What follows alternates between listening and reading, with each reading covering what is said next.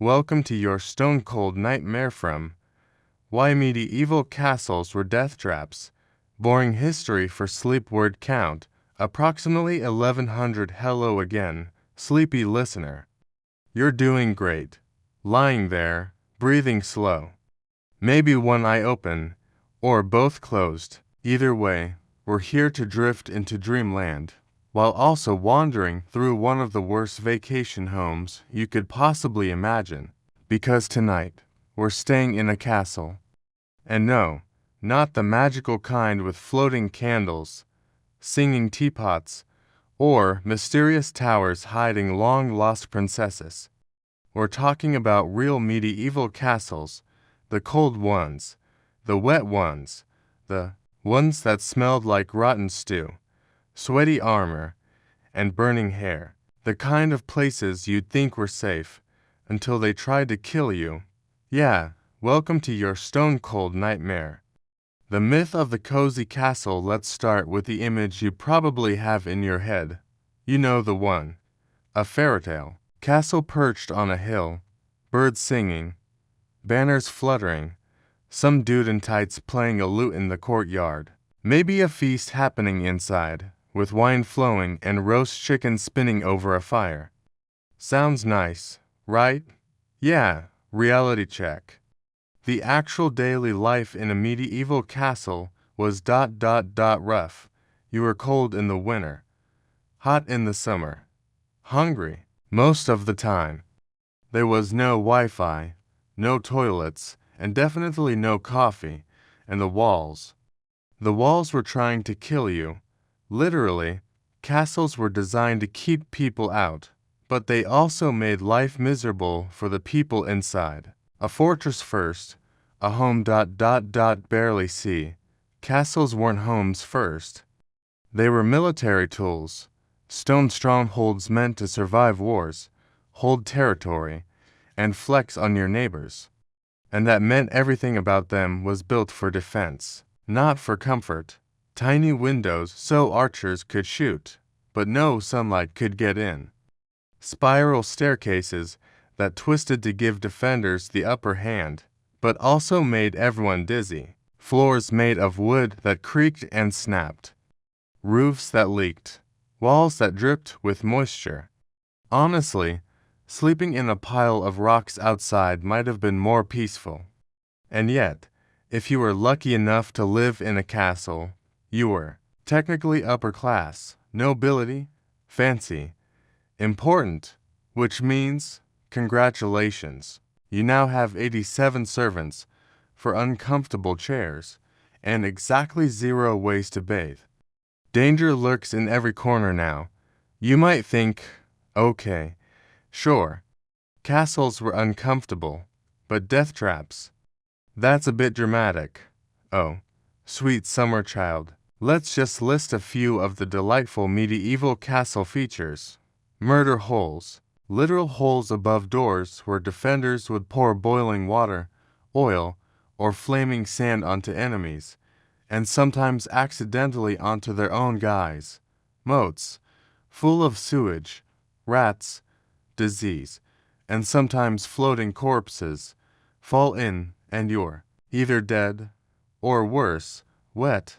Drawbridges, heavy, creaky, and often collapsed at the worst possible moment.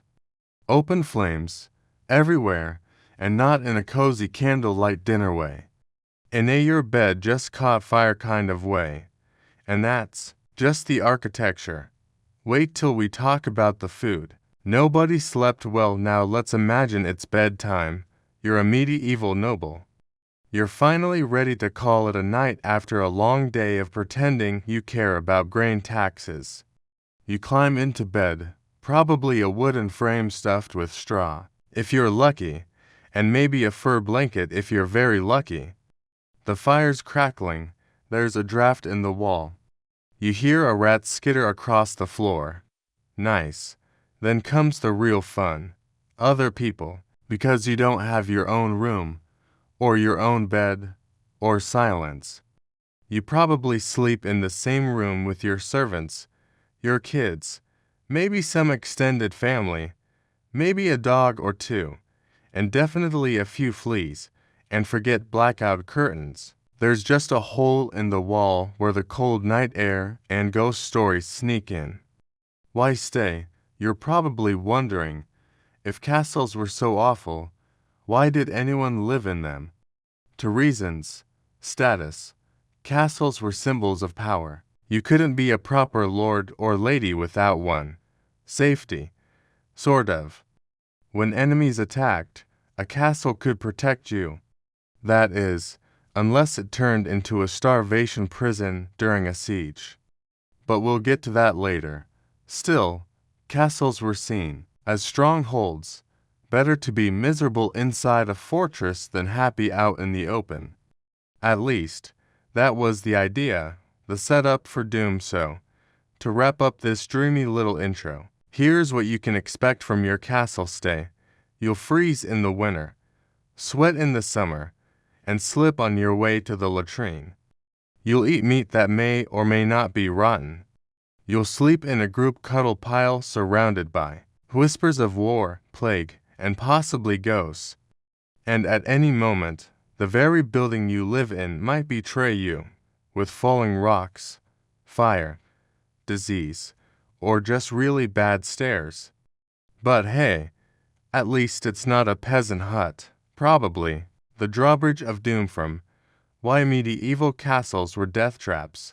Boring history for sleep word count. Approximately 1100. Hello again, sleepy one. Still with me? Good. You're doing amazing. Just lying there, a human burrito of calm. Or maybe you're already halfway to dreamland. Either way, it's time to cross the most iconic part of a medieval castle. That's right, the drawbridge. Sounds cool, right? The clunky, creaky wooden bridge that lowers over the moat and lets the fancy people roll in while the peasants stare from a distance. Yeah, that bridge. Except tonight, we're going to walk slowly across it and realize just how many ways it could go horribly, hilariously wrong. So grab your torch, watch your step, and try not to fall in the water. Because under that bridge is the stuff of medieval nightmares, the not-so-magical moat. Let's start with what the drawbridge actually went over. The moat, if you're imagining clear blue water, swans gliding past Lilla, maybe a frog prince or two. Stop right there. A real medieval moat was basically a giant muddy trench of disease. Sometimes it had water, sometimes it didn't, but when it did, that water wasn't clean. It was more like a cold soup made of dead animals, rotten food runoff from the castle's waste, and the occasional unlucky soldier ran the smell. Let's just say no one wanted to be downwind of the moat on a hot July afternoon, falling in. Not a great option. Imagine you're a traveler, maybe a knight, maybe just a poor messenger bringing news of some tax dispute. You're walking across the drawbridge, and you trip. That's it. That's your whole legacy. You just fell into a moat full of soggy bones, algae, and medieval sadness, and getting out. Good luck. Moats were deep. The walls were slippery. And the water, if you could call it that, was thick and sticky enough to slow you down, especially in full armor, and if it was winter. Oh, boy, falling through the ice into a frozen moat meant you were basically done. No lifeguards, no rope, no CPR. Just ice, regret, and eternal embarrassment. A bridge with trust-ish hueso. Let's say you don't fall in. Yay, now you're standing on the drawbridge itself. Except here's the thing. Drawbridges weren't exactly built to modern engineering standards. They were giant slabs of wood held up by chains. Hinges hope over time. Those chains rusted, the hinges cracked, and sometimes, with enough use, the whole thing just snapped mid-crossing. Horses, carts, and people have all met their end in a big ol' splash because some castle butler forgot to oil the mechanism that day. Enemies welcome. Briefly, no, here's the fun part. Drawbridges were meant to let people in, but only sometimes. If you were a friend, they might lower the bridge. If you were an enemy, well, they had options. They could leave the bridge up and laugh from the battlements, pretend to lower it, then raise it halfway through and yeet you into the moat. Or worse, wait until you were halfway across and trap you between two portcullises, aka iron gates, that drop like gullotines. So yes, walking across a drawbridge during a siege was basically a game of will I be boiled alive or just drown. Booby-trapped by design castle defenders didn't play fair. Some drawbridges were booby-trapped. They might collapse if too many people crossed at once, or if a special lever was pulled inside the GATHOUSE. Imagine storming a castle, thinking you've got the upper hand, and then, crash, you're swimming in mud with a bunch of confused soldiers and a single floating chicken, all part of the plan. And then there were the animals. Let's not forget the horses. Medieval horses had to cross those same shaky, slippery drawbridges. And they did not like it. They panicked. They slipped. Some refused to cross at all. There are actual records of knights having to dismount and drag their terrified horses across, or carry supplies on foot because their trusty steed said nah. Bonus fun fact, sometimes those same horses left little gifts all over the bridge. Slippery, smelly gifts. So even if the chains didn't break and you didn't fall in, there was always the chance you'd just slip on poop and plunge to your doom. Very glamorous. Why not just build a normal bridge? Great question. You see, the drawbridge wasn't just for fun. It was strategic. It could be raised at night, pulled up during an attack, or used to control exactly who got into the castle and when. But in exchange for that power, you got a clunky, high-maintenance death trap, constant repairs, a magnet for accidents. Yet they kept using them, because sometimes in the medieval world, it was better to have a dangerous bridge than no bridge at all. Sweet dreams of splashy. And so, to review, your options while crossing a drawbridge included slipping on moss, slipping on horse poop, falling into a cold disease moat, getting trapped between gates, getting burned, boiled, or bombarded, or just rotting where you fell because no one wanted to fish you out. But hey, it sure looked cool from a distance. Welcome to the gatehouse. Now try not to deframe. Why medieval castles were death traps. Boring history for sleep word count. Tilde 1100. Hey again. SLEEPYHEAD. Still here. Or drifting. Either way, I've got something waiting for you. Something loud, creaky, and incredibly dangerous. Tonight, we're stepping through the front door of the castle.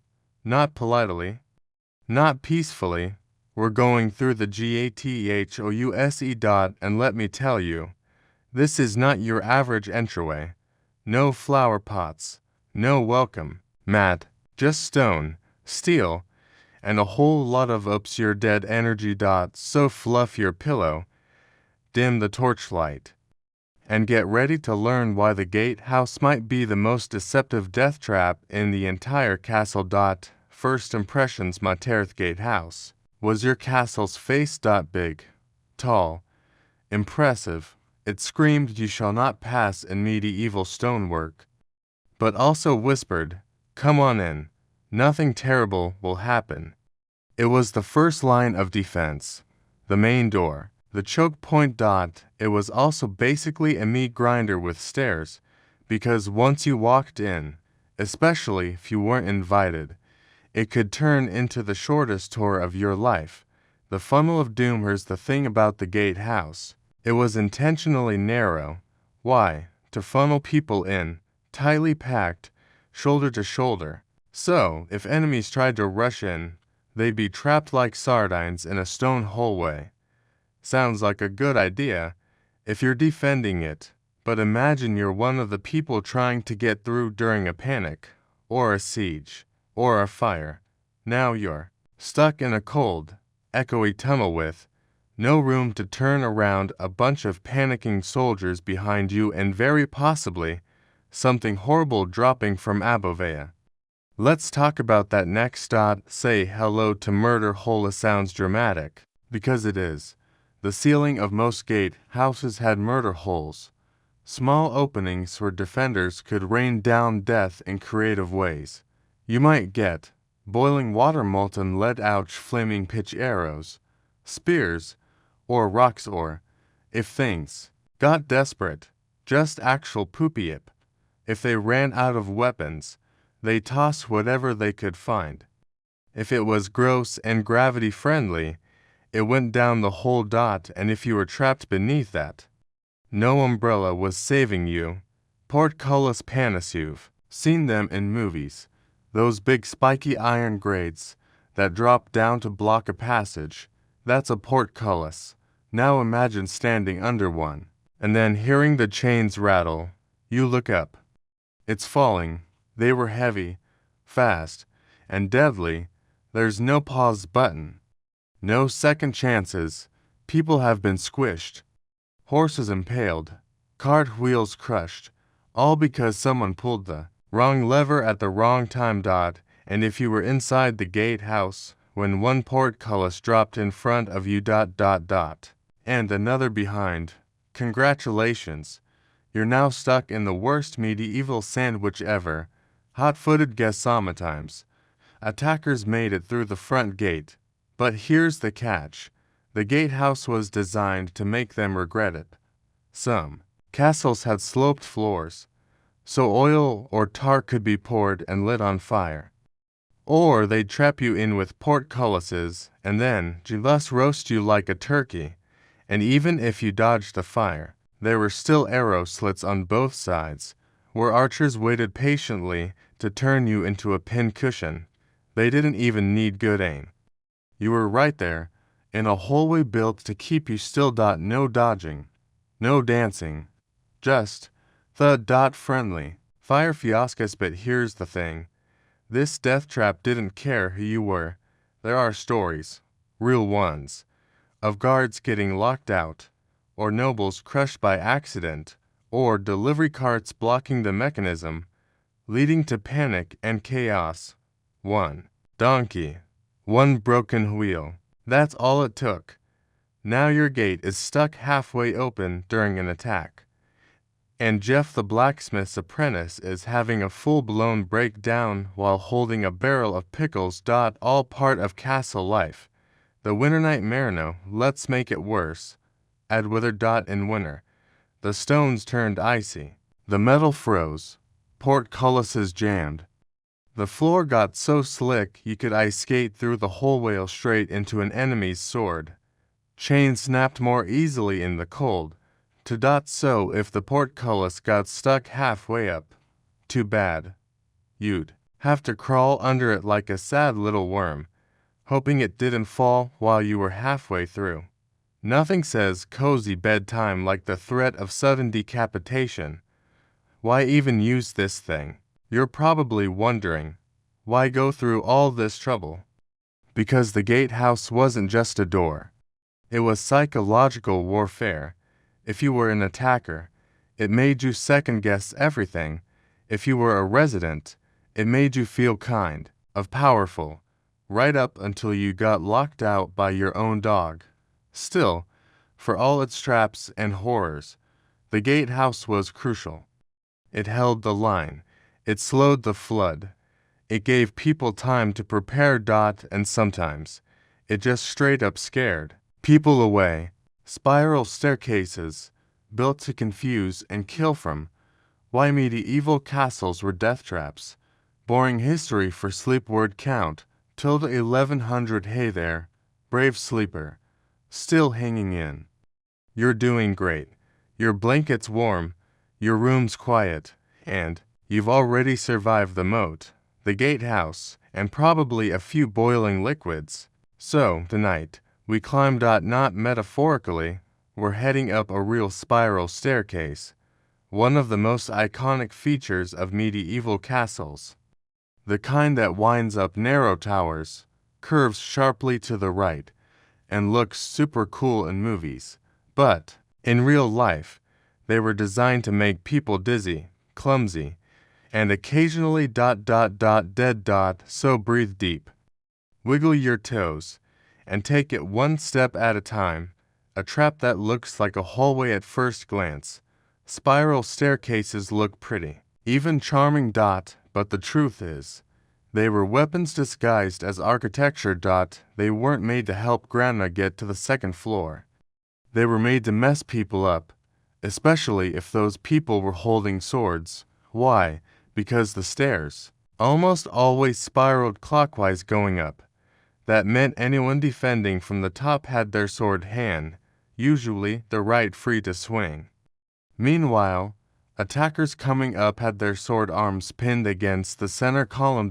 In other words, defenders had room to fight. Attackers didn't, and if the attacker was left-handed, they had an advantage, but left-handed folks were considered suspicious in the Middle Ages. So, probably already burned at the stake for witchcraft. No railings, no mercy. Let's talk design. These staircases were narrow, steep, uneven, and made of cold, slippery stone. No handrails, no nice landings, just hundreds of sharp, twisty steps that seemed to move under your feet the more tired you got. Imagine going up in the dark, holding a candle, wearing armor, while trying not to step on your own foot, or going down with a full chamber pot and the flu. Spoiler: many people did not make it without a bruised tailbone, or worse. Trip, slip, plummet. Falling on a spiral staircase was no joke. In a regular house today, you trip, you fall, maybe you bruise your pride. In a medieval castle, you fall down a spiral staircase and you don't stop until gravity's done with you. And since most of these staircases were made of hard stone and lined with sharp corners, each bounce was like being slapped by a cold, unforgiving wall. There are records, actual historical records, of people dying just from trying to carry something heavy down a spiral staircase and losing their balance. That's it. Just. Stairs. Defenders gotta work at heaven for defenders. These stairs weren't exactly fun. If you had to run up them to get to the battlements during an attack, you'd arrive, out of breath, sweaty, confused about which way was up. Then you had to fight, while trying not to fall back down the same stairs. One misstep, one push, and it's gravity's problem now. Defending a castle meant knowing how to hold a sword and your balance at the same time, in full CHAINMAIL. So yes, cardio was included. Visitors, good luck. Imagine being a guest at a castle. You arrive. You're led inside. You ask where the bathroom is. Someone points up the spiral staircase. Now you're holding your tunic in one hand, a candle in the other, and desperately praying that the chamber pot isn't all the way on the third floor. Spoiler: it is. And halfway up, your candle blows out. You're in total darkness. You trip. You nearly fall. But worst of all. Someone's coming down the stairs. And now you're stuck doing the medieval version of excuse me. No, you go first. No, really? Because the people can't pass each other on those stairs without awkward physical contact, a polite standoff, or someone backing down in total shaminimals. Plus stairs equals chows. No. Castles had animals inside sometimes. Dogs, cats, even birds. And you'd think animals would avoid spiral stairs, right? Wrong. There are records of hunting dogs dashing up spiral staircases mid-feast, only to slip on the way down and cause four-person pile-ups at the base. And cats. Oh, cats were fine. Cats are always fine. But they love to sleep on the steps, quiet, invisible. Furry trip hazards. More than one knight probably blamed a demon for the fall that was actually caused by Sir Whiskers. Secret stairs. Secret. Deathsome spiral staircases weren't even part of the main castle. They were hidden. Secret escape routes or passages between towers, which meant they were often narrower, steeper, and even darker.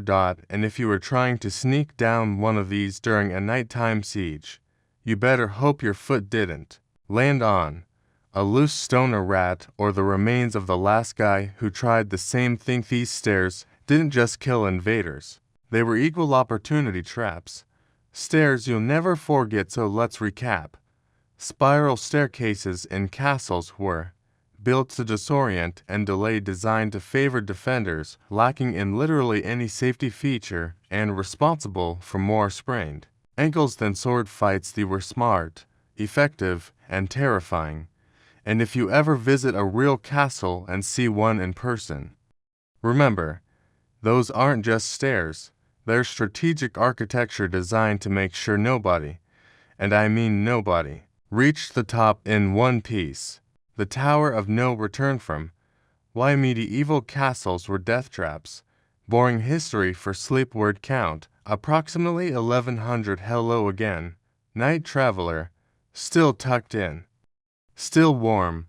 Good, because tonight, your blanket is your only defense against cold wind, dizzy heights, and a long, quiet fall that ends very badly. We're going up. Again.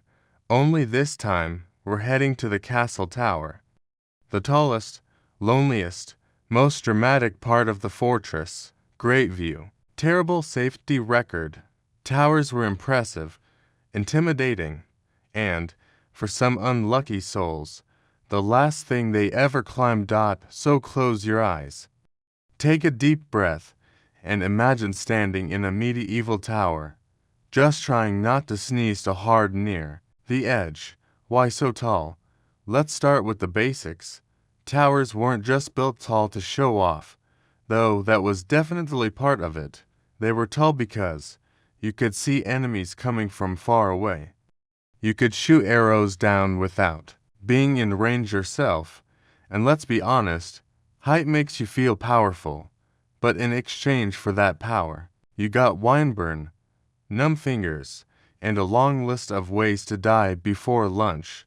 The staircase gauntlet again. To get to the top of the tower, you had to climb, and not just a few steps, sometimes 100 or more, winding tightly, in total darkness, with your sword bumping your knees and your helmet fogging up your vision. Servants hated it, guards hated it. Everyone hated it, especially when they finally got to the top and realized they forgot the keys, or the torch, or the soup they were caring for Lord Circumplane's lot. So now they had to turn around and do it all again. In slippery leather shoes, on uneven stone, with aching legs. Fun. Windy, wet, and wild. And you finally got to the top.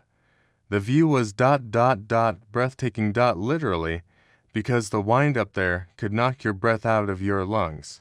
These towers didn't have glass windows or railings. They had narrow ledges, arrow slits, and crumbling battlements. Rain blew in sideways. Snow piled up in the corners. Ice formed on the floor. And if you weren't careful, one slip, one gust of wind, one loose boot. And you were taking the express route back down. Not exactly a dream. Jobu might think guarding the tower was an honor. It wasn't. It meant long hours, alone, in the cold, holding a heavy weapon and trying not to fall asleep. On your feet, there were no chairs, no cushions, no hot drinks.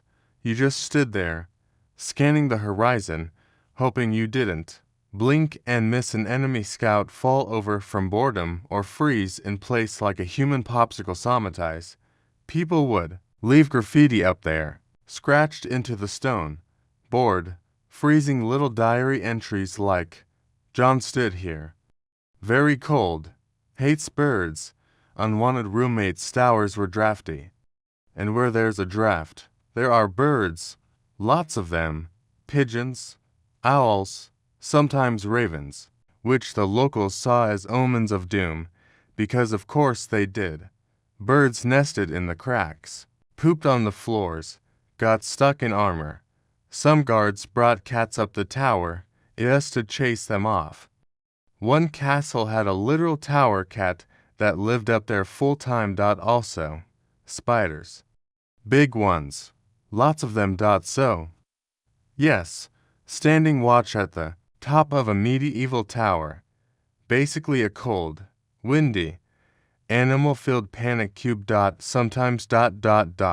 People fell, or were helped. There's a reason this chapter is called the Tower of No Return, because falling from a castle tower was one of the most common and dramatic ways to die in castle life.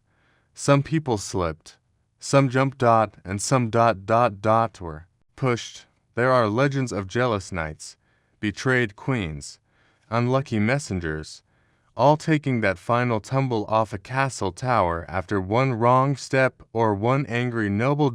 And trust me, there was no soft landing, just rocks, moat water, or a solid patch of medieval regret. Oh, you're sleeping up there. Let's say you weren't a guard, maybe you were a noble, and for some reason, your chambers were in the tower. Fancy, right? Well. Maybe not, because, in addition to the stairs, the wind, and the bird problem, towers were isolation chambers, colder than other rooms, harder to heat, easy to forget, and if the castle was attacked, congratulations, you're now trapped at the top with no way down except a flaming staircase and a lot of prayers. The tower dungeon twisted then, the opposite. While some towers went up, others went down. Towers often had dungeon cells at the very bottom.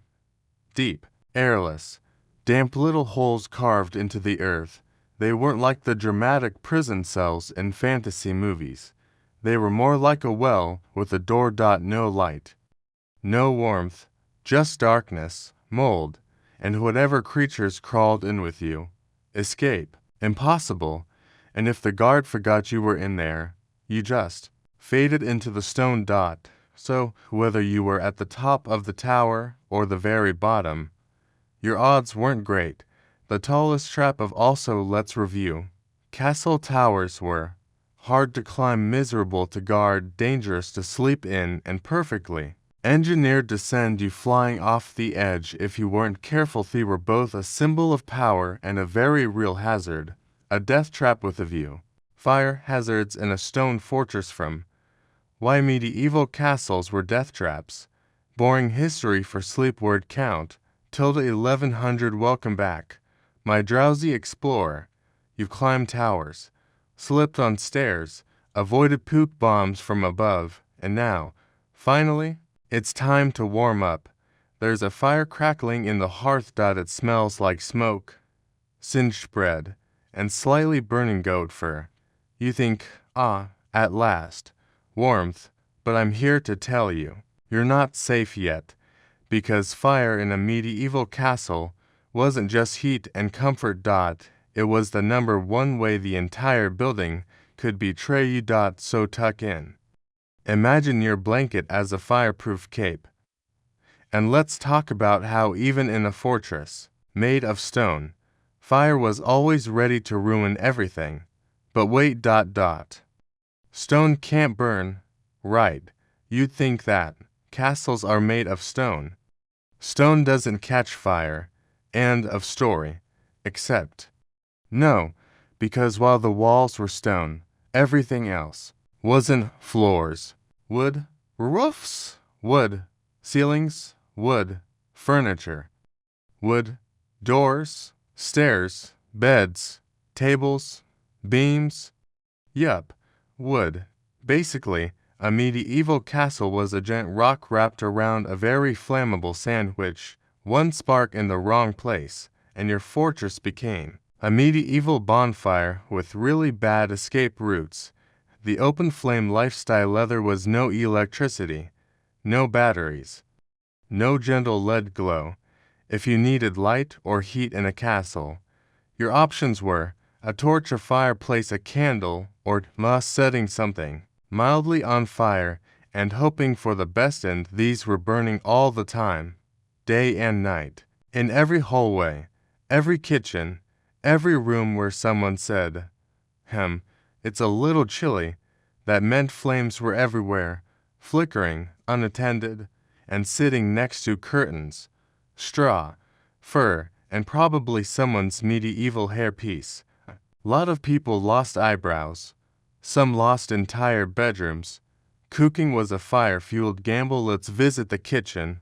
A smoky, chaotic room full of open flames, animal fat, boiling pots, and wooden beams coated in hundreds of years of old grease. Delicious. Now add in rushed servants, heavy iron cookware, flammable clothing, and very little supervision. It was less cooking show and more accidental arson simulator. And remember, if the fire got out of hand, there was no fire department.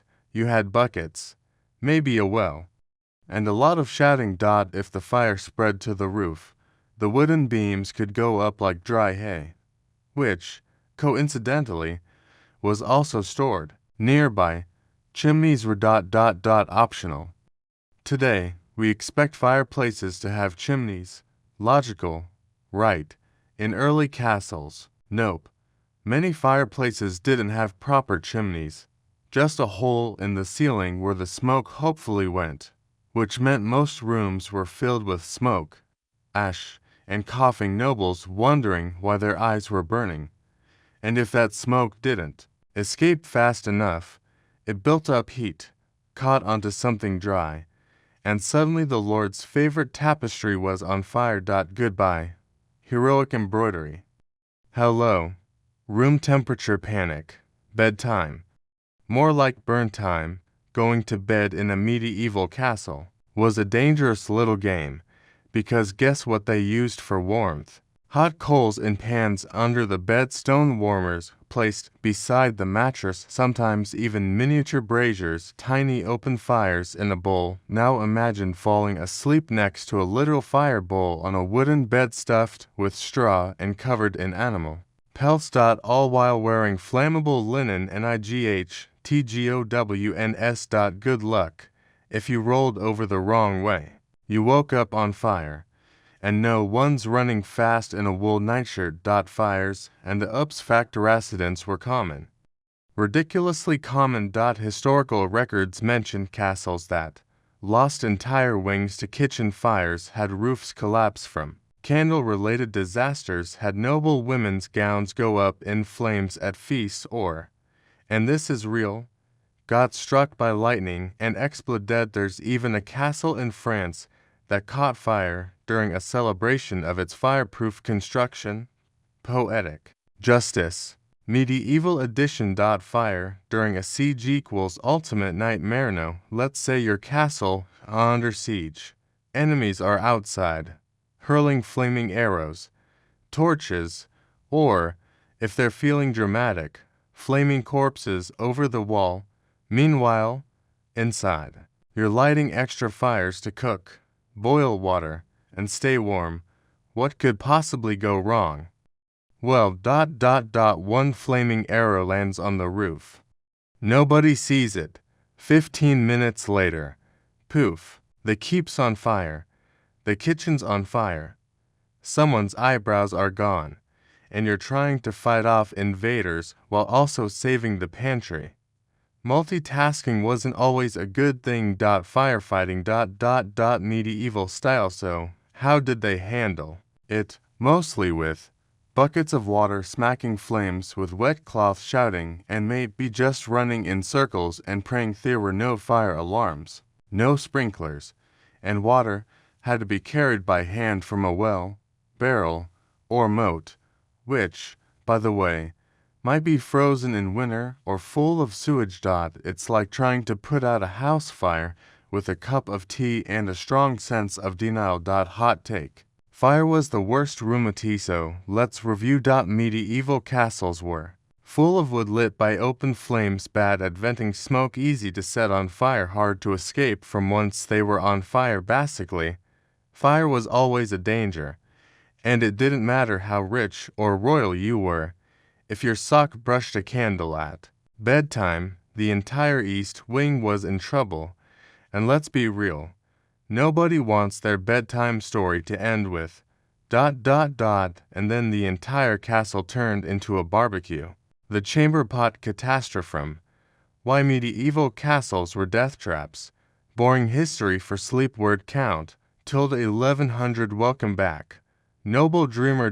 So far, you've braved the cold, the heights, and the heat. You've avoided flaming staircases and angry birds. But there's one thing left. One final frontier of castle life. Something no knight, no peasant, no noble, no jester could escape. Going to the bathroom. Or as they called it in medieval castles, whatever's not on fire or already taken, because in a world of stone walls and wooden beams, toilets were more like hopeful guesses. And chamber pots. Oh, they were everywhere. So breathe deep, or maybe don't, and let's explore the most disgusting, dangerous, and downright traumatizing part of castle life. Where did they ... go? Let's start with the obvious. There were no bathrooms. No porcelain thrones, no running water, no flush, just ... containers. If you were lucky, your castle had something called a garderobe, a tiny, chilly little room built into the outer wall of the castle, basically a stone box with a hole in the bottom, and that hole, it opened right over the moat, or the ground, or the side of a tower, or someone's herb garden. So romantic. The garderobe, a fancy word for horrifying. Using the garderobe meant walking through freezing hallways, sitting on cold stone, hoping your clothes didn't fall in and praying no one was directly below. These things weren't private or safe.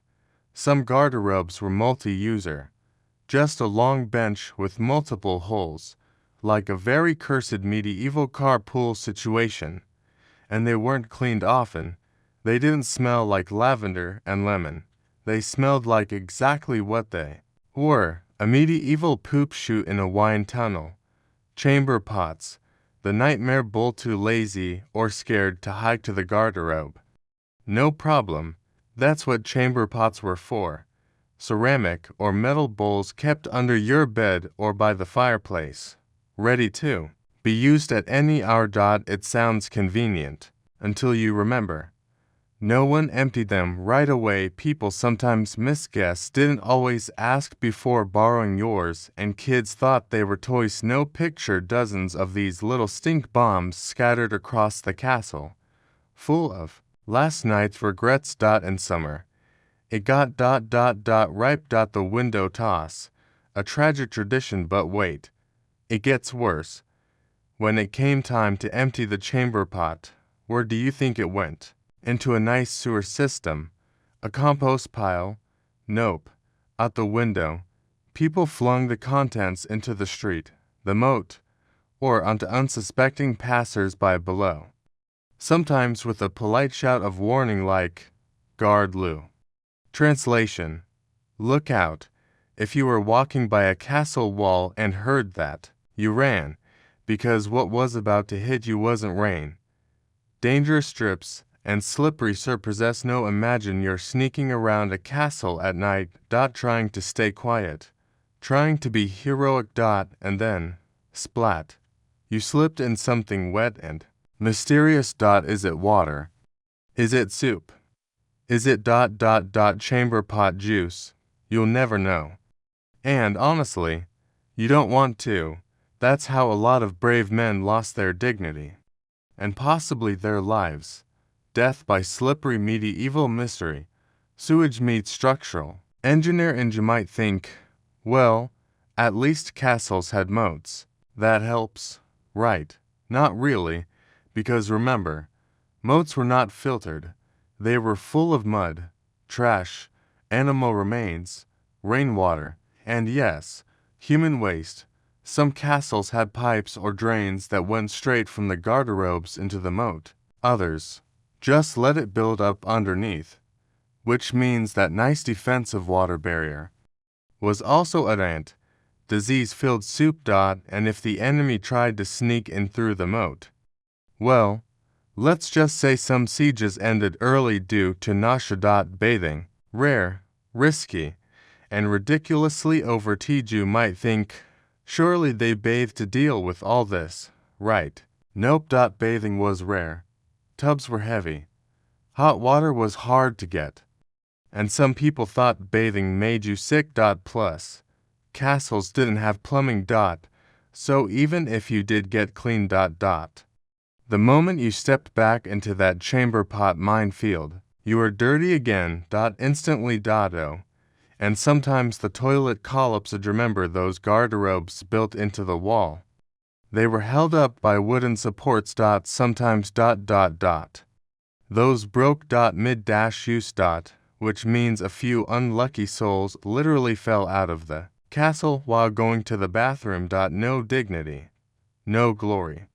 Just a very unfortunate end in the middle of a bowel movement. That's not history. That's horror. So let's review. Castle bathrooms were cold, smelly, public, dangerous, and basically the worst part of living like royalty. There were no wipes, no soap, no Febreze, just buckets, benches, and bold decisions.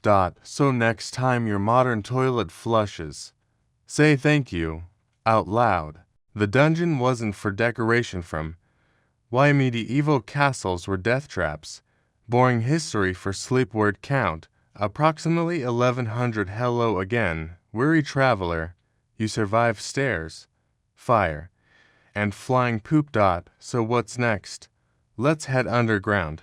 Not for treasure, not for wine, but for something far more charming. Medieval incarceration. That's right. The dungeon. And listen, this wasn't some fun Halloween haunted house. This was a real part of the castle. Dark, damp, and dangerous. Even if you weren't locked up. So light your imaginary torch. Hug your blanket a little closer, because we're heading into a part of the castle where sunlight forgot to visit. First off, not every castle had one. Let's clear this up real quick. Not every castle had a dungeon, but the ones that did, oh, they made sure you knew about it. Some dungeons were just old storage rooms. Others were legit prison cells built below the surface. But all of them had one thing in common. They were awful. Like I wish I was in the garderobe again. Awful. Where was the dungeon? Exactly. Usually, dungeons were tucked under the keep, the main tower, or hidden in the lower levels of a castle. They weren't easy to reach.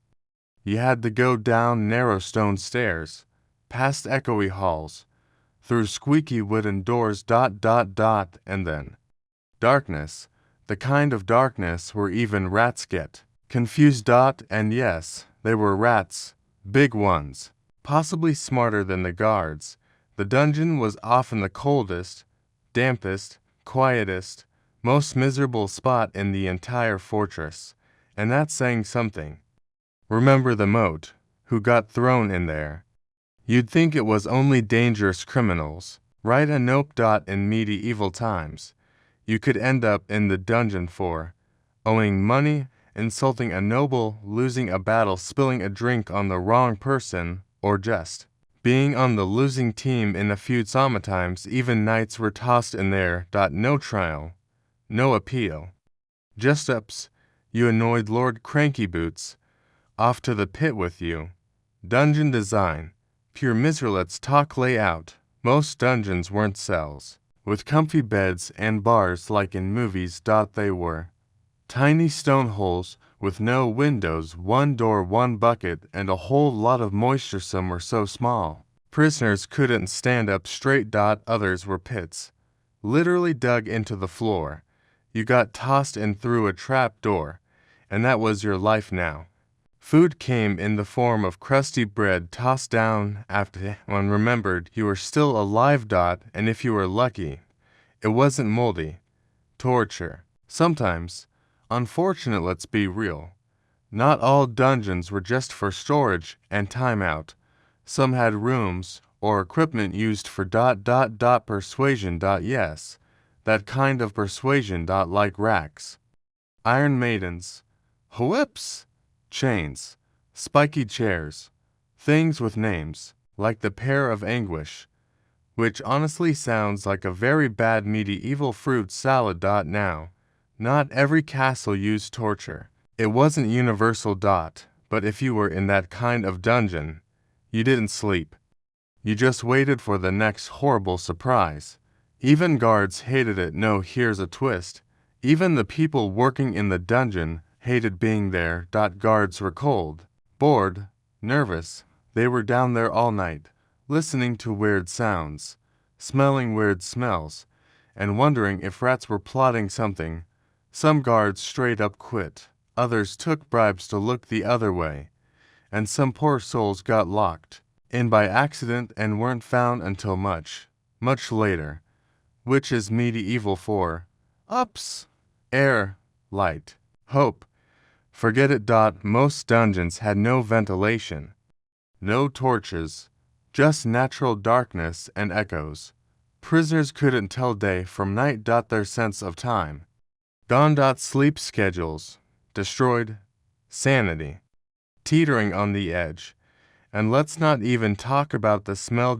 Actually, let's talk about it anyway, because it was probably sweat, mildew, blood, wet stone, and maybe soup someone spilled. 3 months agonize. Right.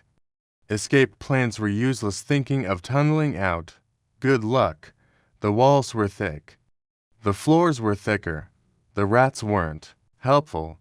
Even if you got through a wall, you'd likely end up in another wall, the motor guard's room, or a very confused medieval pantry. Most prisoners stayed put, not because they wanted to, just because there was nowhere else to go. And sometimes they forgot about you. Here's a cheerful bedtime thought. Some prisoners were literally forgotten. Records got lost. Nobles died. Servants changed. And people would go down years later like, wait, who's that? Imagine explaining that on a medieval census. Oh yeah, that's Thomas. We threw him in the hole in 1293. He's still here. Ups. So let summers and medieval dungeons were dark, cold, miserable, unhygienic, potentially haunted, and very easy to get into, but very hard to get out of. If you were thrown in, you probably stayed in, not because it was locked, but because you were just too exhausted to try anymore. The kitchen could kill you. From why medieval castles were death traps. Boring history for sleep. Word count, approximately 1100. Hey again, brave sleeper. You've climbed towers, dodged flaming stairs, even tiptoed through the chamber pot apocalypse. But now, we go where few dare tread. Behind the scenes, the place that kept the castle running and almost burned it down every week. Yes, we're talking about the kitchen, because in medieval castles, the kitchen wasn't just a place to make stew. It was a war zone, with fire, knives, angry cooks, wild animals, and zero health codes. So tie on your apron made of hope, grab your wooden spoon or shield, and let's dive in. So many people, so much chaos. You'd think the castle kitchen would be small, right? Wrong. The bigger the castle, the bigger the kitchen. And it was always packed. Cooks, butchers, bakers, sauce stirrers, firekeepers, kids running errands, stray dogs hoping for scraps. It wasn't peaceful. It was hot, loud, smoky, like a medieval nightclub, but with soup. And the vine. Pure stress. Because messing up the Lord's roast duck, that could get you a dungeon vacation. The fire was always burning, and that was a problem. Kitchens had open hearths, massive fire pits built into the floor or walls, That fire never went out. Ever. It had to stay lit so food could be cooked at all hours. For nobles, servants, guards, even traveling bards who begged for leftovers. But that fire, it also set clothes on fire, burned the meat beyond recognition, and sometimes spread through the castle like an uninvited dinner guest on wrong spark. Poof! Kitchen barbecue. Castle edition. Everything could burn and did. You'd think they'd be careful. But no. The kitchen was full of drywood, hanging herbs, greasy pots, flammable cloth, and probably a guy named Jeff with very little self-awareness. There are actual medieval records of castles burning, thus because the kitchen got too rowdy. Sometimes the fire reached the ceiling beams, sometimes it reached the entire west wing, and sometimes they just grabbed what food they could and ran. Knives, axes, and angry butchers. Fire wasn't the only threat. Let's talk about weapons, because every cook in the kitchen had a giant knife, or two, or a cleaver that looked like it was made for dragons. Butchers hacked up whole animals. Bakers swung heavy pans. Someone was always sharpening something, and fights. They happened over missing ingredients, burnt pies, or who forgot to feed the Lord's hunting dogs again. One wrong step, and you'd lose a toe to the carrot chopper. And they didn't stop chopping. Meat was ... Sketch: medieval castles didn't have fridges. So how did they store meat? They didn't, really. Sometimes it was salted, sometimes it was smoked, and sometimes it was just sitting there. So when you bit into your mutton stew, it was a gamble. You might survive, you might cry, you might hallucinate that the soup was talking to you. Honestly, not even the kitchen staff knew what was fresh anymore. They just added extra spices and hoped for the best. Rats, roaches, and other guests of every kitchen had uninvited visitors, and we're not talking about the neighbor's dog. We're talking rats the size of loaves, roaches that could outlive a siege, cats chasing rats, dogs chasing cats, people chasing dogs. It was wild. And they couldn't just call pest control. They just lived with it. Sometimes a rat fell in the soup. Sometimes they noticed. Sometimes they didn't.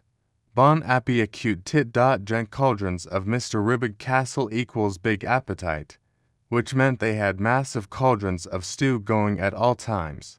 But no one measured anything. Recipes were like, throw in meat at whatever vegetables aren't moldy, stir until you pass out. These cauldrons were so big, people could fall in. And yes, sometimes they did. There are actual stories of people tripping and landing right in the pot. 1 second you're adding carrots, the next, you're part of the soup. Slippery floors and sudden injurious with all the grease, water, bones, and spilled wine. The kitchen floors were ice rinks of doom. Cooks slipped, pots crashed, soup splashed. And in the middle of it all, someone was yelling. Who took the leaks? Why is the goat on the table? That's not flour, that's ash. Every day was a disaster, and every meal was a miracle. Hierarchy of kitchen nightmares. There was a system to all this madness. At the top, the master cook, a terrifying blend of chef, boss, and drill sergeant. Below them, meat roasters, sauce stirrers, bread bakers, the poor soul who peeled onions for 10 hours straightened at the bottom. The kitchen boy, he did everything no one else wanted to do: wash dishes, fetch water, chase chickens, test suspicious leftovers. Honestly, that kid deserved a night good. So let's review. The castle kitchen was hot, dangerous, full of knives, home to 13 rats, to goats, and Jeff, and the most chaotic place in the entire castle. But somehow, it kept the castle alive, because even angry nobles need dinner. Even grumpy guards need soup. And even sleepy listeners like you deserve a good bedtime snack. But maybe not from here, the great hall of gossip and gloom. From why medieval castles were death traps, boring history for sleep. Word count till the 1100. Hello again, noble dreamer. You've braved the flames of the kitchen and survived the sneeze. Soup. But now we step into the most important room in the castle. Not the armory, not the treasury. Nope, the great hall, a room so big and dramatic, it basically invented medieval mood lighting. This is where everyone came together to eat, to plan, to fight, to flirt, and occasionally pass out in their porridge. And it was beautiful, in a cold, echoey, slightly terrifying kind of way. So sit at the long table. Try not to spill anything, because here come the nobles. Big room, big trouble. The great hall wasn't just large, it was echo large. Every sound bounced off the stone walls like a dramatic soap opera soundtrack. You coughed. Echoed. Someone whispered, "Did you hear what Lord Fluffy Shoes did?" Echoed. You dropped your goblet. Congratulations.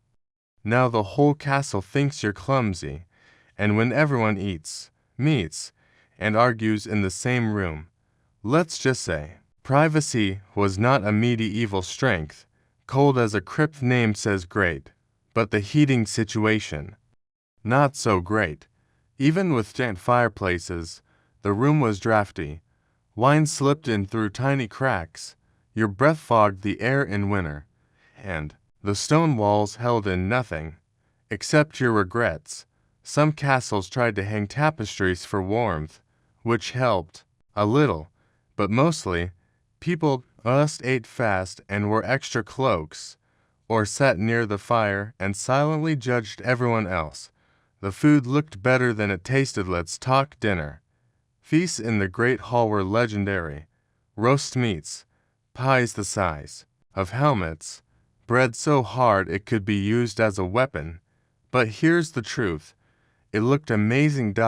It just didn't always taste that way, because by the time it traveled from the fire, aka the kitchen inferno, to the hall, it was cold, a little burnt, possibly carried by a distracted servant, and sometimes already tasted by a rat on the way.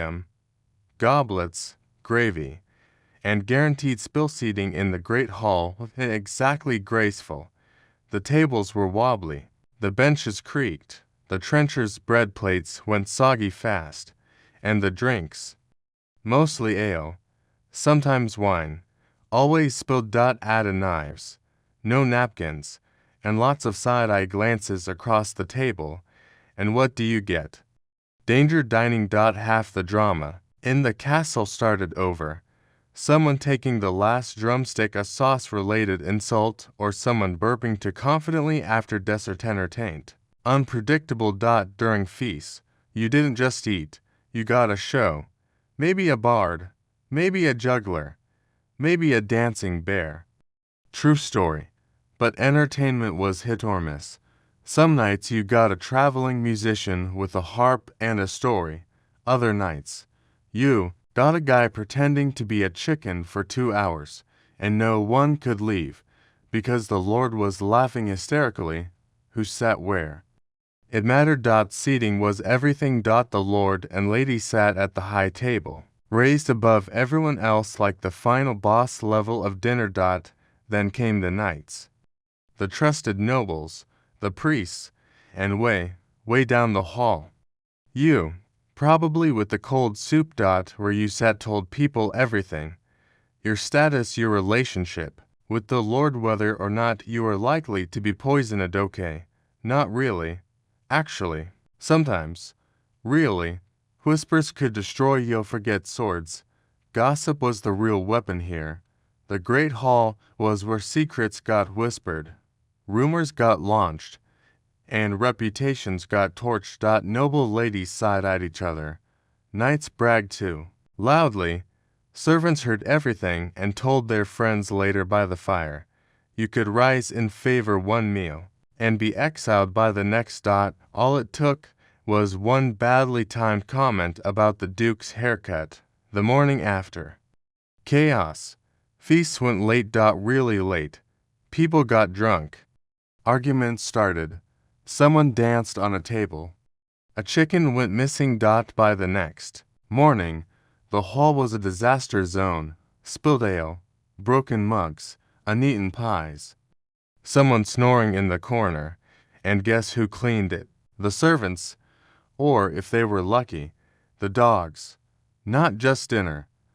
Strategy, ceremonies, and Drameth Great Hall, and just for feasts. It was where lords held court marriages, where arranged wars were planned and a guy might be knighted. Right after he finished his soup, it was the beating heart of the castle.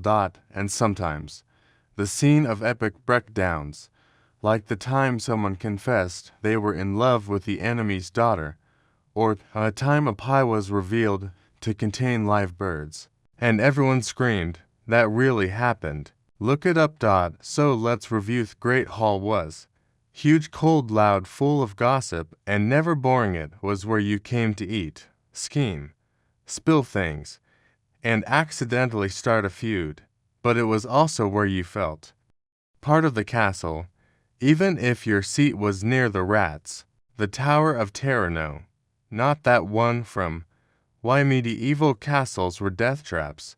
Boring history for sleep. Word count till the 1100. Welcome back, sleepy traveler. You survived the soup. You've dodged the gossip.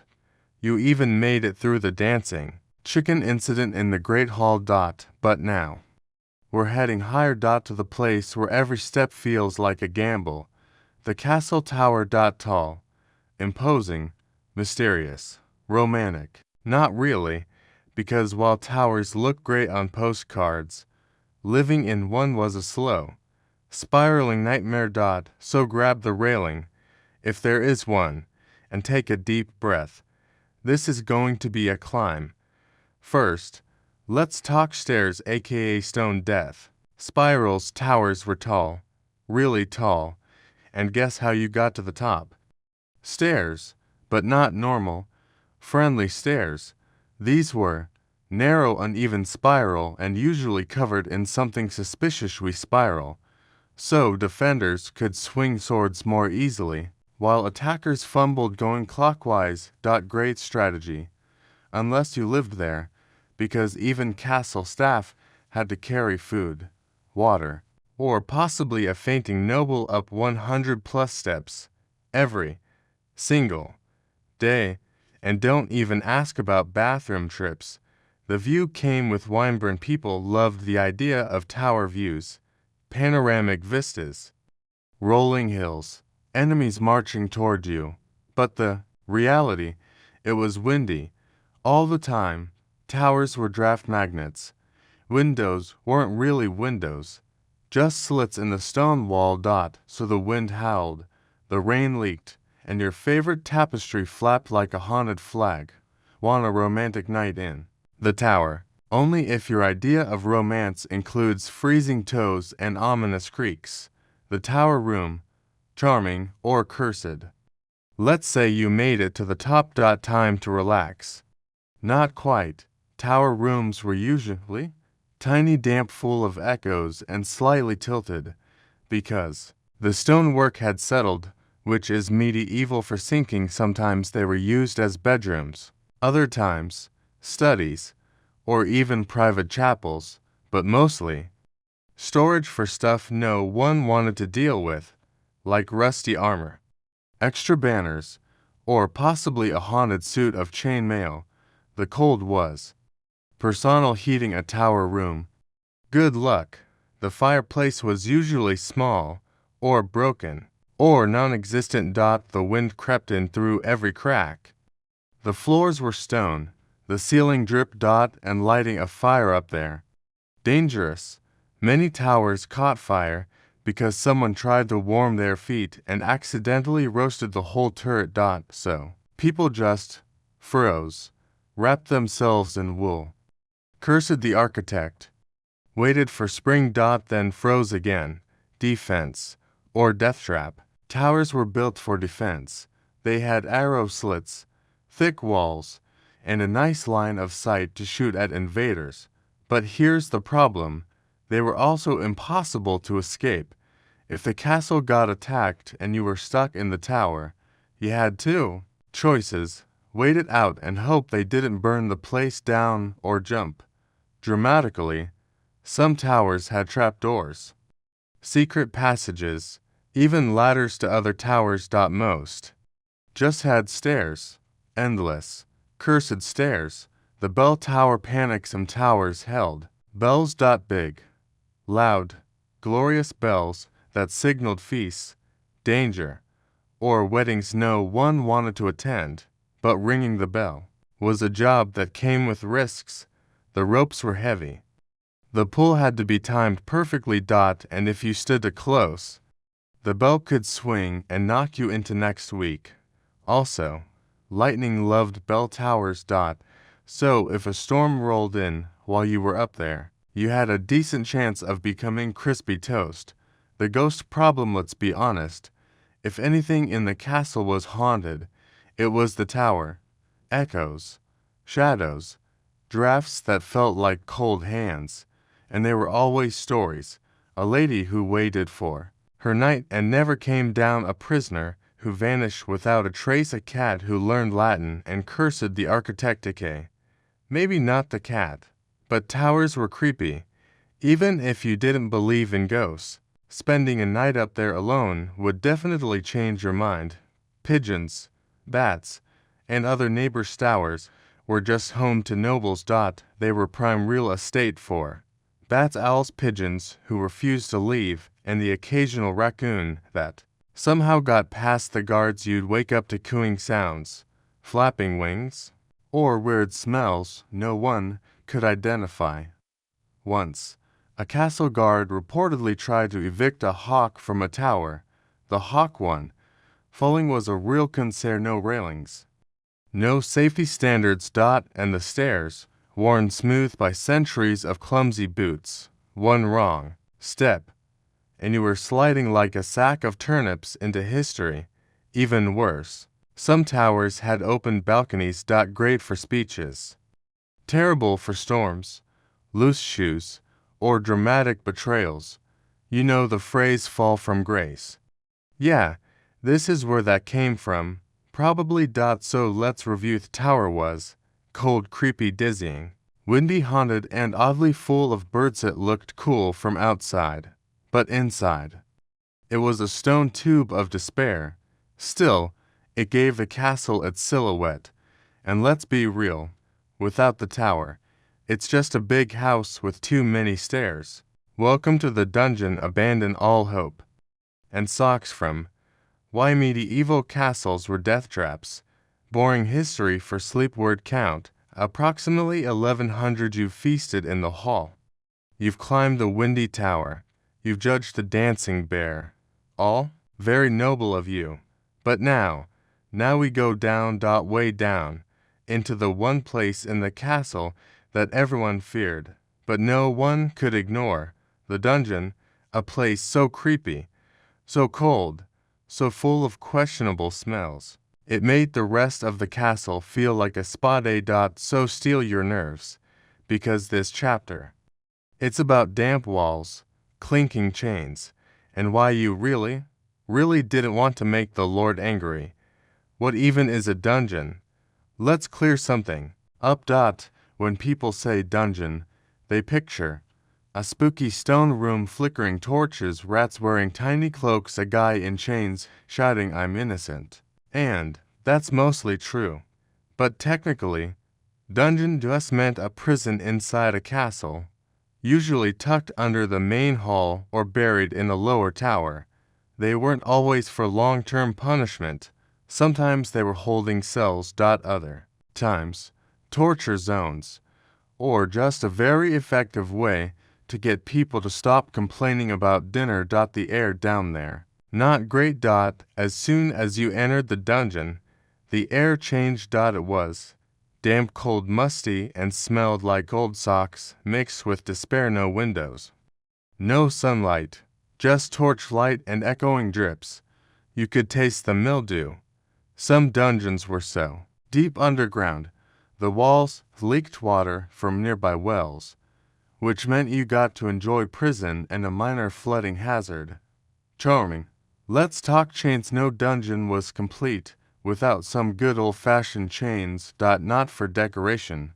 They were used around ankles, around wrists, sometimes even necks, occasionally just wrapped around people for dramatic effect. Metal was cold, heavy, and unforgiving, and they never fit properly. Some chains were attached to the wall, others to big iron rings in the floor. And if you heard a clink in the dark, you weren't alone. The interrogation room. Cue the screaming. Here's where things get spooky. Some castles had a special section in the dungeon for questioning, which is medieval code. 4. Let's see how long it takes to make you scream. There were racks, iron maidens, thumbscrews, yes, that's a thing, and other gadgets that looked like bad gym equipment. Idea was simple. You confess or you squeal. Either way, it's a show. People would rather leap from a tower than end up in this part of the castle. Rats. The real wardens. Let's talk about the rats, because oh boy, were there rats. Big ones, bold ones, some that probably ran the place. They loved the dungeon. It was dark, no one bothered them, and there was always something to nibble on. Legend says they'd nibble prisoner toes if you sat still too long.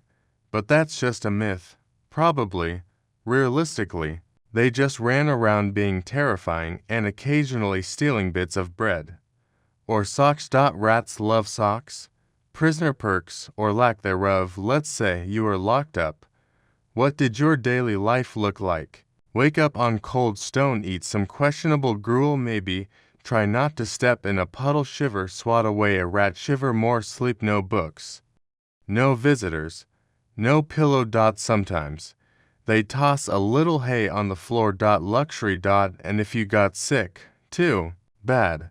Even the rats didn't want what you had. Not all prisoners were criminals. Here's the twist. You didn't have to be a thief or a murderer to end up here.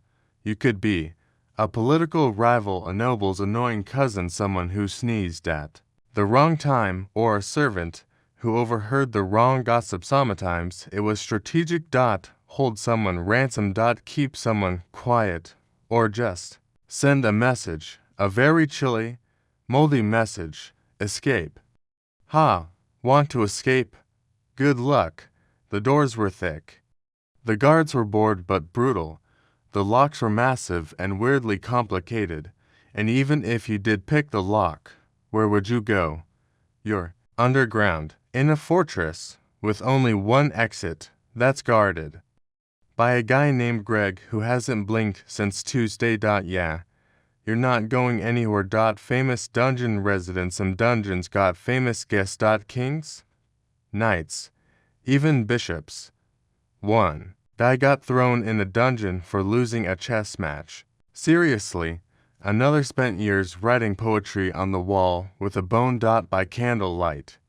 Next to rats. In Latin, that's dedication. Some survived and became legends. Others, let's just say, they didn't leave Yelp reviews. So let's review. Dungeon was dark, freezing, moldy, rat-infested, haunted, probably, and terrible for your skin. It was where secrets were buried, where whispers became screams, where you went in strong and came out very quiet, if you came out at all. The secret passages. Why is the wall breathing? From Why Medieval Castles Were Death Traps. Boring history for sleep. Word count, approximately 1100. You've been locked in towers. You've stumbled through dungeons. You've questioned your life choices several times. But now, let's get weird, because hidden inside these castles, behind the stone and silence, were secret spaces, not rooms, not halls. Passages. Tiny, winding, often terrifying secret passages used by spies, servants, escapees, and possibly ghosts with nothing better to do. So stay close, keep quiet, and don't breathe too loud, because these walls, they have ears, and possibly rats wearing capes. Why even build secret passages? Let's rewind a bit. Why did medieval architects say, "You know what this castle needs? A creepy tunnel behind the fireplace"? Well, a few reasons. Escape routes for lords during sieges, servant shortcuts to sneak around without being seen, spying spots because drama never sleeps, and sometimes just pure paranoia. Nobility was obsessed with control, and nothing screams control like a tunnel that lets you pop out of a bookshelf mid-conversation. They were always too small. Here's the thing about secret passages. They weren't designed for comfort. They were cramped, narrow, uneven, and dark as a rat's armpit. You had to crouch, shuffle, and occasionally hold your breath just to squeeze through. Tall people, sorry. Wide people, good luck. People with torches. Fire hazard. Medieval secret passage crawling was basically a yoga class meets a panic attack. Where did they lead? The eternal question. Sometimes the answer was behind a fireplace, into a wine cellar, under a chapel, into the forest, or nowhere at all. Seriously, some just ended. Like the builder got bored halfway through and thought, meh, they'll never check. Or the exit caved in centuries ago and now it's just a hallway to absolutely nowhere. Haunting, right? Hidden doors were surprisingly clever. You'd think the doors would be obvious. But no, these architects had fun. Some entry points were behind rotating bookshelves, inside wardrobes, under loose stone tiles, behind wall tapestries in giant fireplaces, because of course, one castle had a staircase inside a wall, triggered by pulling a candlestick. Another had a ladder built into a chimney flue, and you thought your apartment's floor plan was weird. Servants knew them best. Secret passages were a servant's superpower. They used them to avoid nobles, eavesdrop, move meals without being seen, and occasionally sneak in a nap. In fact, entire servant corridors were built into some castles. Long, narrow walkways where you could scurry silently, like a human-sized mouse with a tray of soup. Some even had peepholes to observe guests and report back. Medieval castles, where your waiter might also be your spy.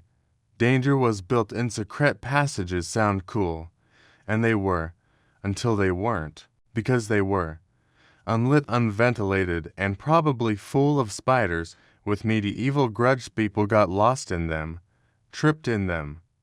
One guy was stuck in a passage for 3 days because the entrance sealed shut behind him. By the time they found him, he had eaten his boots, named the spiders, and written a dramatic poem to his mother. That's not a joke. That's medieval architecture.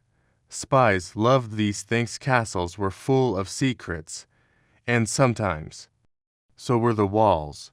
Secret passages were the Netflix of spying, perfect for eavesdropping, easy to disappear into, and excellent for planting suspicious rumors. Nobles spied on guests. Servants spied on nobles.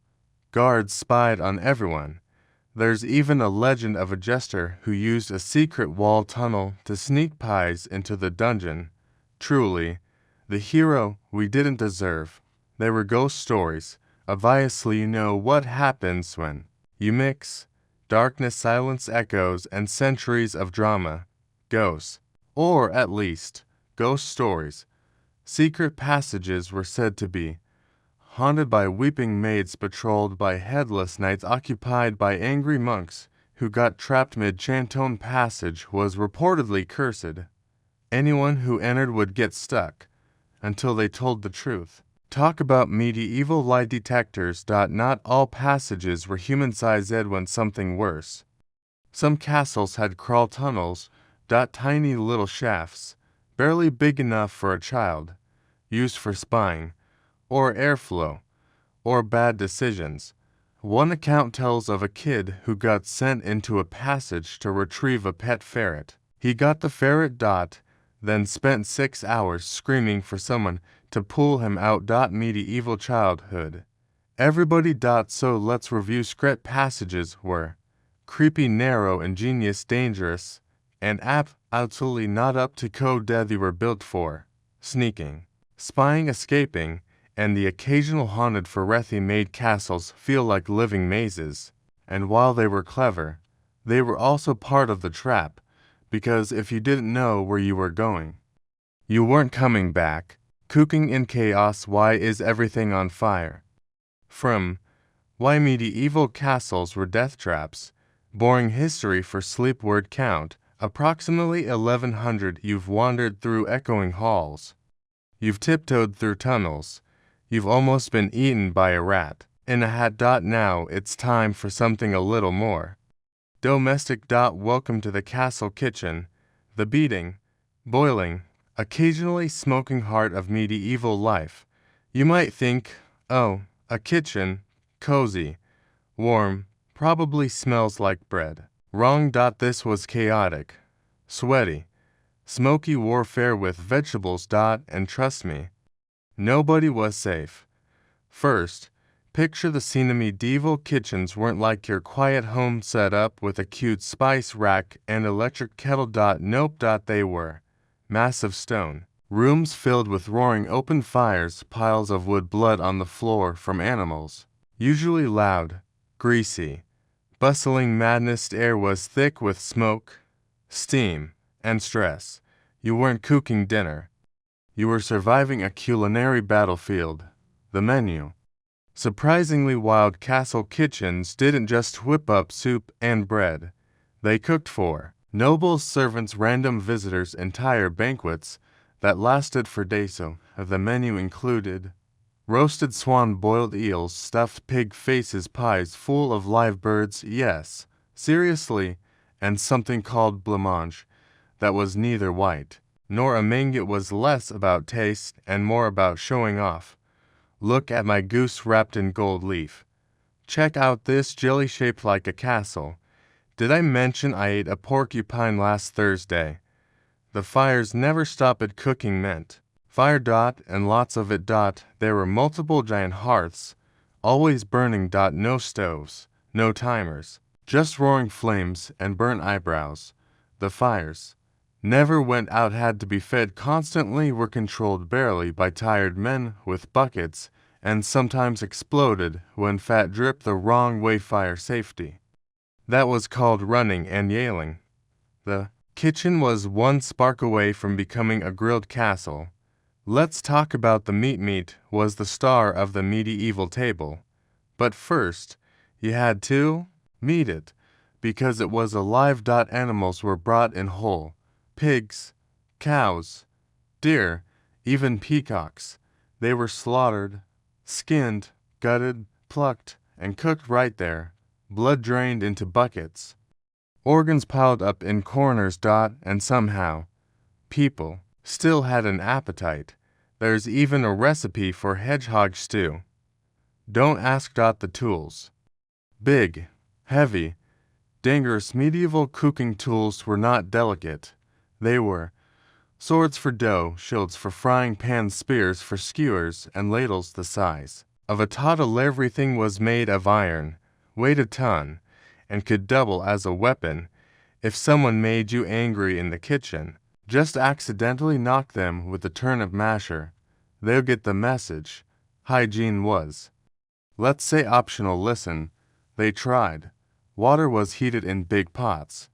Floors were scrubbed eventually. Animals were taken mostly outside. But, still, it was wet, greasy, full of bones, and crawling with flies the size of small dogs. Cutting boards were the floor. Sinks were buckets. Clean just meant not currently on fire. The cooks were warriors. Castle cooks were legends. They didn't just fry eggs. They lifted iron pots heavier than toddlers. Organized teams of 20 servants slept 3 hours a night and still managed to serve 300 people hot goose legs on time. Head cooks were called master cooks, part chef, part manager, part sorcerer. They yelled a lot, but honestly, they had to. Imagine trying to roast 12 pheasants while someone's dog eats the pie crust and a noble yells, "Why is my eel lukewarm?" Banquet Mad Nation a feast was called. Everything went into overdrive. The kitchen would start prepping days in advance, roast whole oxen on spits, build sugar sculptures, dye foods weird colors, blue eggs, green cheese, bake pies that exploded. Doves when cut open, why? Because medieval nobles were bored. If your dinner didn't involve animal-themed performance art, were you even eating? Food poisoning was a guest. To remember how hygiene was optional.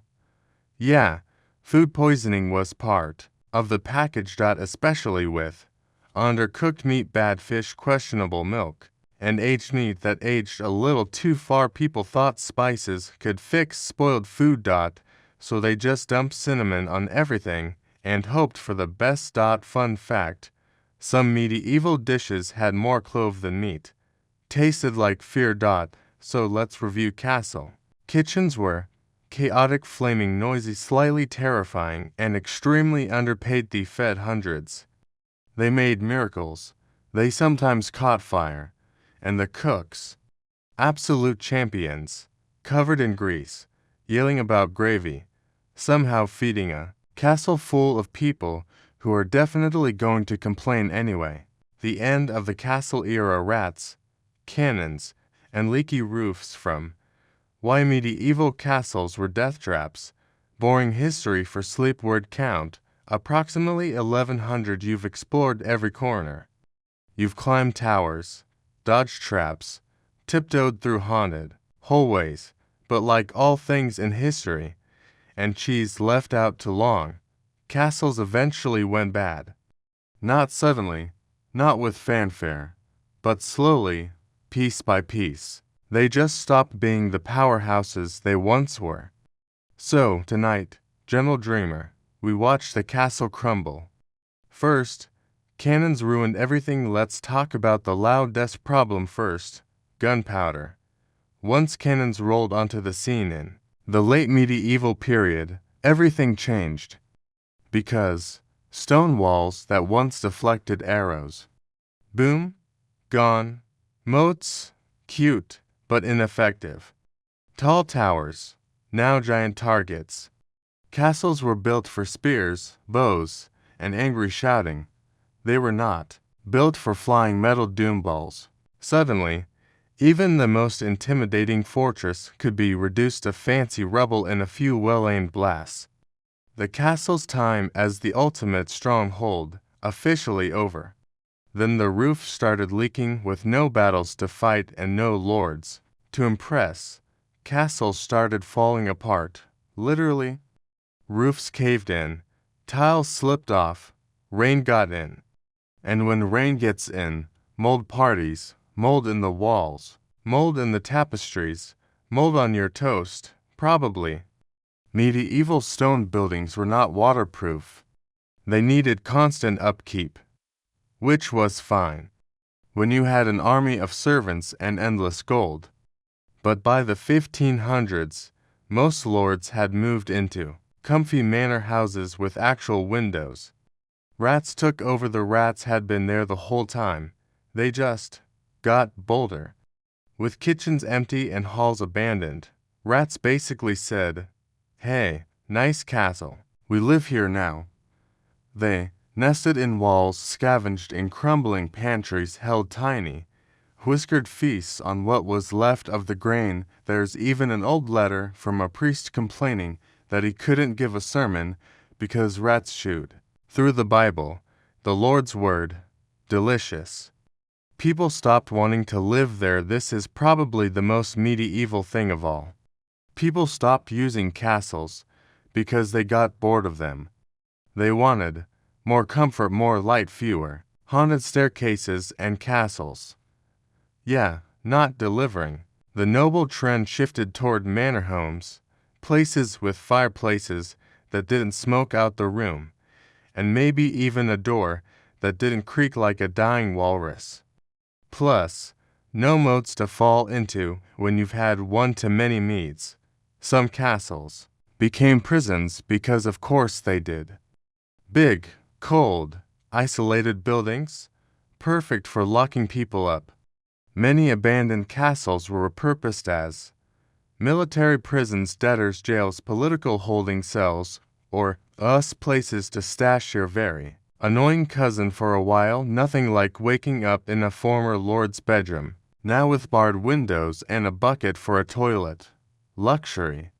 Others turned into ruins, but pretty ones. Some castles just sat there, unloved, unwanted, slowly falling apart. But then something strange happened. People started visiting them. By the 1700s, ruined castles became romantic. Poets wrote about them. Artists painted them. Weird couples picnicked under crumbling towers and said things like, "Wow, imagine if we lived here." You'd be surprised how many engagements happen next to dangerously unstable stairwells. Romance.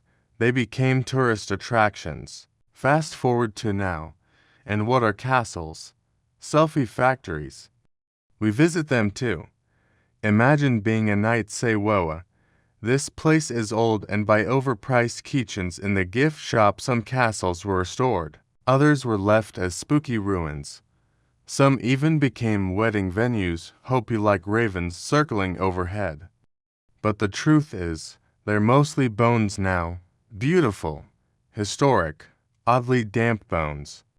What stayed behind? Not just stone, but stories, legends of ghosts in the halls, secret affairs in towers, daring escapes through trap doors, and one guy who got stuck in a chimney for 2 days because he thought it was a shortcut. Medieval castles may have stopped being homes, but they never stopped being interesting.